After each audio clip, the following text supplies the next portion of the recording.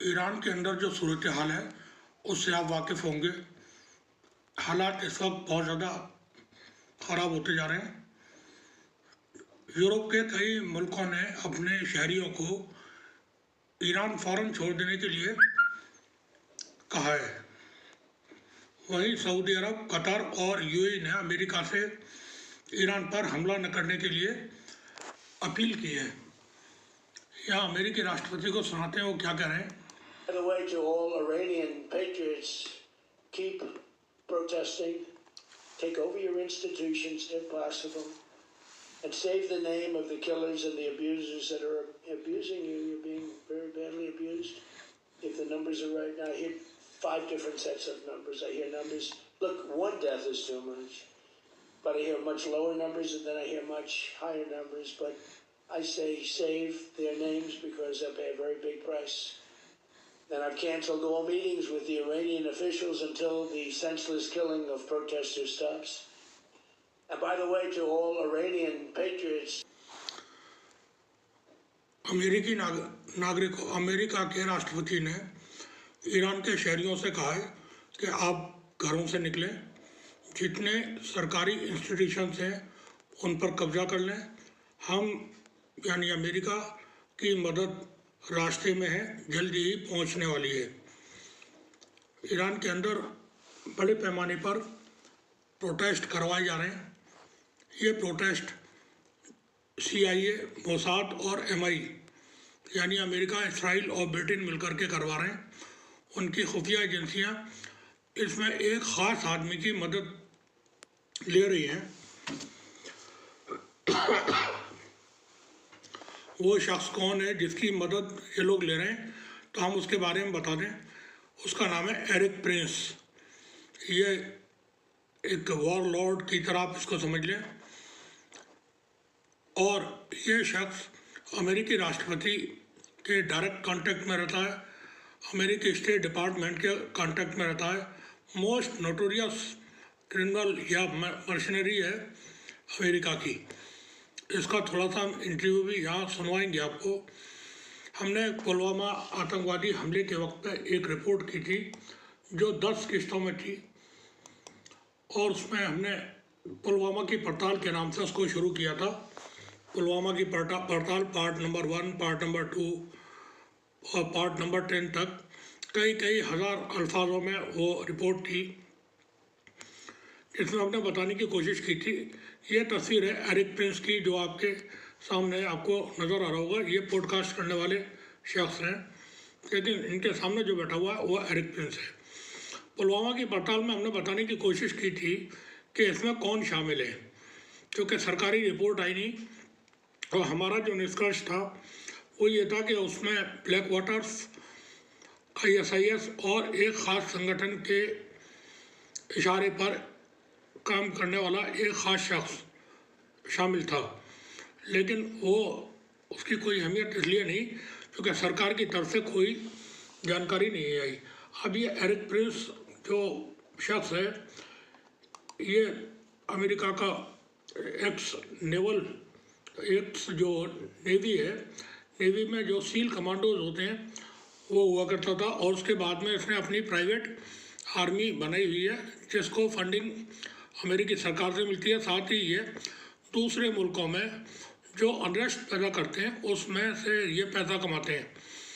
दुनिया भर में जो आतंकवादी कार्रवाइयाँ या कहीं बवाल होने होते हैं या कहीं युद्ध कराना है या गृह युद्ध कराना है, उसमें इसकी ख़ास भूमिका होती है।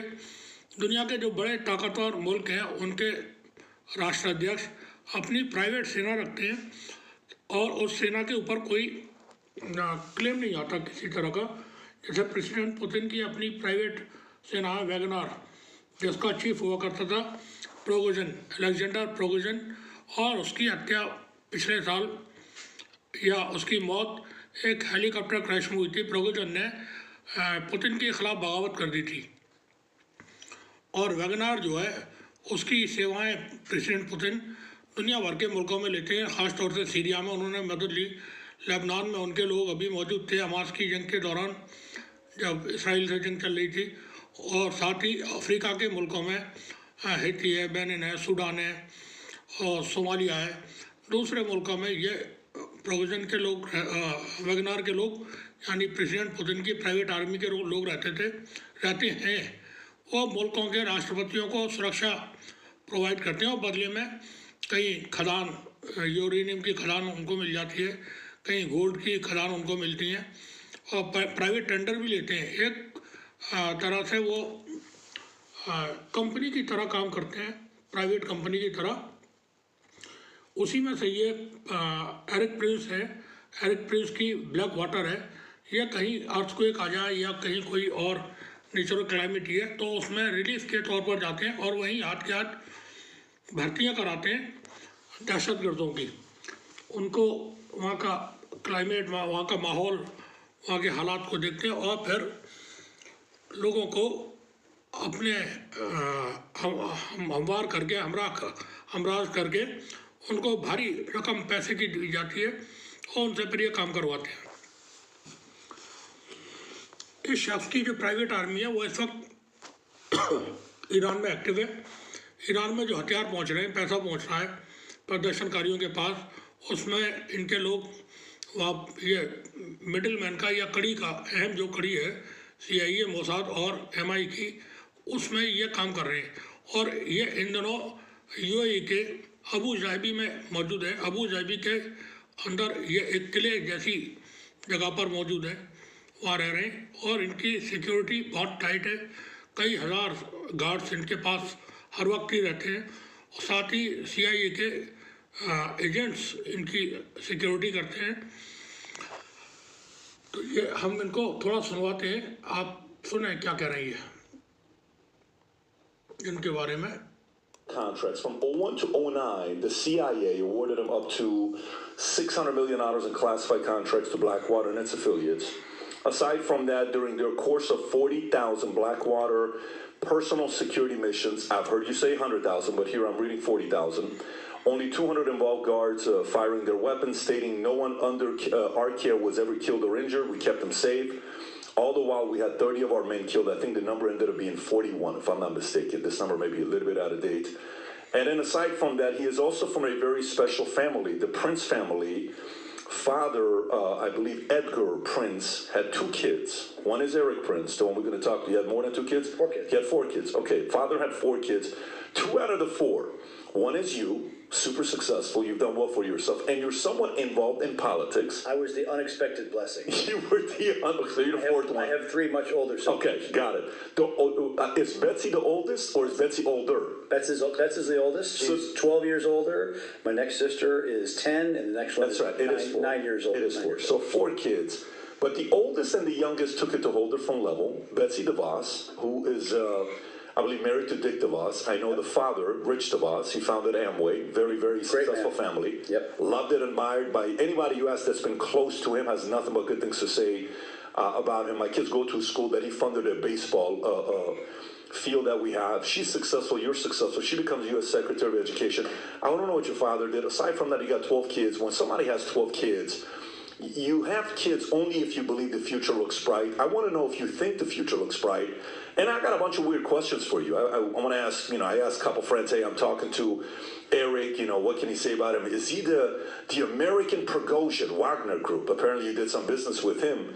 Or maybe he hired you guys. We'll talk about that, whatever the story's behind it. That's a hard no. Okay, great. We can talk about it, but sure. I did not do anything with that. You can call any of these things that I bring up. You can call all of them out, and we'll have a good time with it. PMC, some say you founded PMC, even though it's been done before. Not in the U.S., it's been done in the past before. Again, you'll give your answer to it. We'll talk Hamas, we'll talk Israel, we'll talk the difference between, whether we should trust a private military contractor or the national one. There's a lot to be talked about. Again, you've lived a very interesting life, but it's great to have you on the podcast. Thanks for having me. Yeah, so what was it that caused you to say, I'm going to start Blackwater? How did that happen? Well, back to the family policy. My dad was a very successful, self-made guy, built a business which made first die-cast machines, big machine that squeezes a mold and makes the transmission casing of your car, the engine block, and now they're even die-casting entire Tesla chassis. एक बड़ा interview है हम यही रोकते हैं। हम सिर्फ ये बताने की कोशिश कर रहे हैं कि ये जो शख्स है एरिक प्रिंस, ये दुनिया भर की बड़ी घटनाओं में शामिल रहता है और इसके पास कई हज़ार, दसियों हज़ार से ज़्यादा की अपनी प्राइवेट आर्मी है और ये अमेरिकी राष्ट्रपति डोनाल्ड ट्रंप के डायरेक्ट कांटेक्ट में या जो भी राष्ट्रपति होता है उसके रहता है और स्टेट डिपार्टमेंट के यानी होम मिनिस्ट्री के कांटेक्ट में रहता है। और इसको ये प्राइवेट आर्मी है तो एक तरह से कॉन्ट्रैक्ट पे काम करते हैं।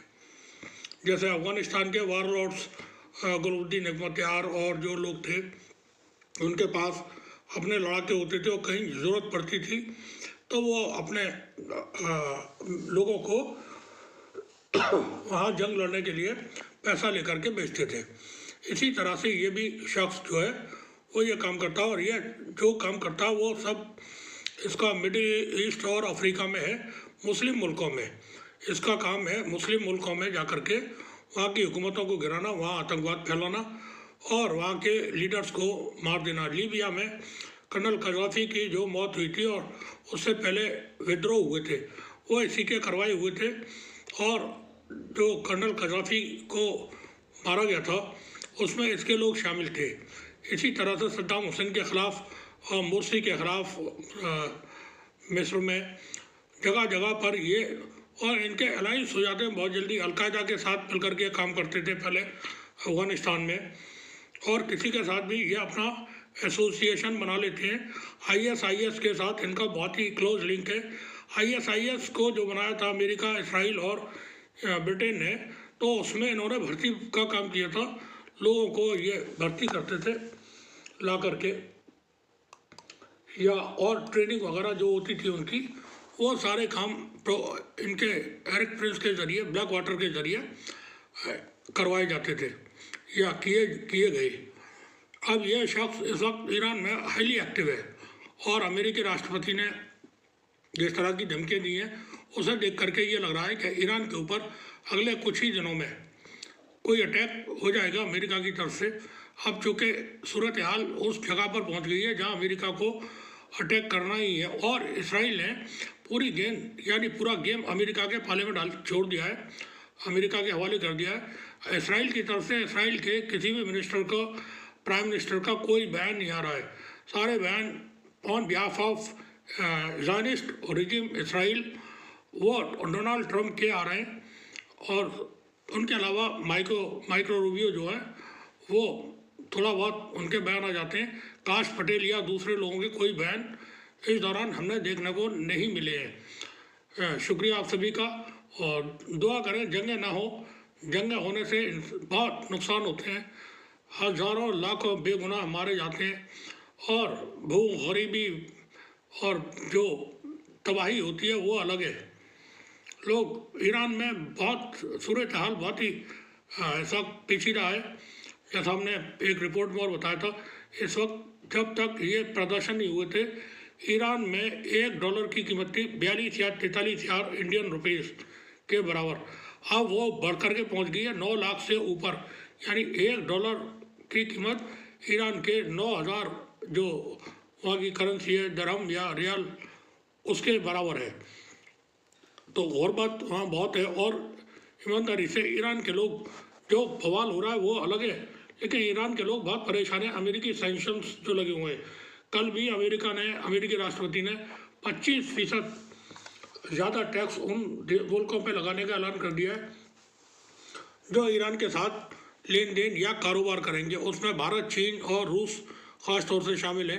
अब ये 25% टैक्स जो बढ़ेगा तो इन मुल्कों पर, जैसे भारत है, चीन पर कोई उसका ख़ास असर नहीं होगा। चीन हो सकता है उल्टा टैक्स लगा दे और इसी तरह से रूस के ऊपर तो फ़र्क पड़ेगा, मगर इंडिया के ऊपर 25% एक्स्ट्रा और टैरिफ लगता है तो उसका भारी नुकसान होगा। और अगर जंग हो जाती है तो उसके इम्प्लीकेशंस बहुत ज़्यादा डेंजरस होंगे पूरे खत्ते के लिए, पूरी दुनिया के लिए। तो दुआ करें कि ये जंगें ना हो और इनसे बचा जाए। वैसे ऐसा कुछ नज़र नहीं आ रहा है कि जंग रुकेगी अब। शुक्रिया आप सभी का।